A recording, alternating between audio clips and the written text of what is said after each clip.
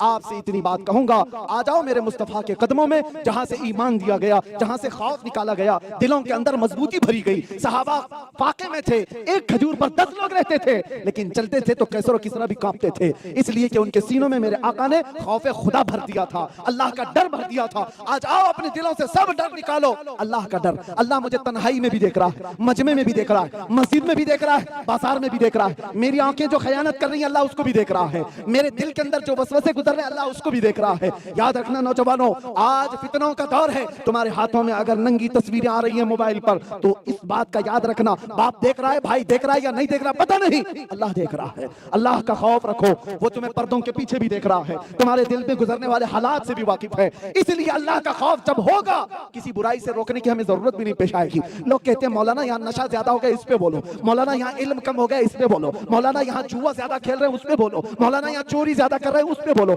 لڑکیاں آوارہ ہو گئی اس پہ بولو، بے پردہ ہو گئی اس پہ بولو۔ ارے کس کس پہ بولو؟ ایک بات یاد رکھو، خوف خدا دل میں آئے، محبت مصطفیٰ بس جائے، ہر برائی کا خاتمہ اسی دن ہو جائے، ہر برائی کا خاتمہ اسی دن ہو جائے۔ پھر کسی تقریر کی کیا ضرورت، پھر کسی دوا کی کیا ضرورت؟ جو بندہ اللہ سے ڈرتا ہے وہ قدم رکھتے ہی آنکھ اٹھے گی کسی عورت کی طرف تو اسے یہ یاد آئے گا کہ اللہ مجھے دیکھ رہا ہے۔ کل قیامت کے دن اس کا سوال ہوگا، کسی کا 1 روپیہ لے رہا ہوگا اسے یاد ہونا چاہیے اللہ مجھے دیکھ رہا ہے، اور قیامت کے دن مجھ سے اس کی پوچھ ہوگی۔ ایک بالشت زمین بھی کسی کی ہڑپ لیا، حدیث پاک میں 700 زمینوں کا توق بنا کر اسے گلے میں ڈال دیا جائے گا۔ جس نے سود کا 1 لقمہ کھایا، میرے آقا نے فرمایا وہ کعبہ شریف کے سامنے اپنی ماں سے زنا کرنے کے برابر ہے۔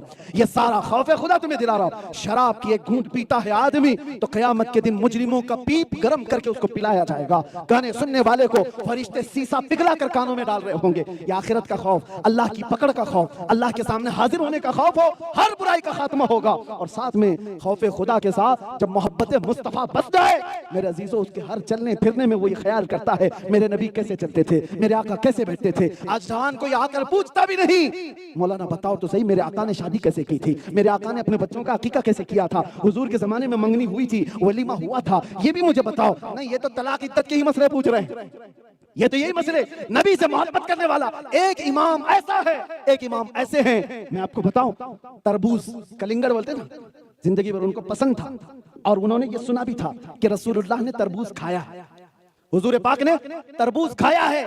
وہ امام بہت بڑے امام، ان کو بھی یہ سنت پر عمل کرنا تھا، ان کو پسند بھی تھا، لیکن زندگی بھر کھا نہیں سکے، کھائے نہیں، کسی بیماری کی وجہ سے نہیں۔ عمر کے آخری حصے میں مریدین نے ان سے پوچھا آپ کو پتا ہے یہ نبی پاک نے کھایا بھی ہے، سنت ہے اور آپ کو پسند ہے، کھاتے کیوں نہیں؟ وہ امام کہتے ہیں میں انتظار میں ہوں کوئی ایسی حدیث لا کر مجھے بتائے کہ حضور نے کتنے ٹکڑے کر کے کھائے تھے تاکہ میں ویسے کھاؤں۔ کھانا تو ہے مگر نبی کے طریقے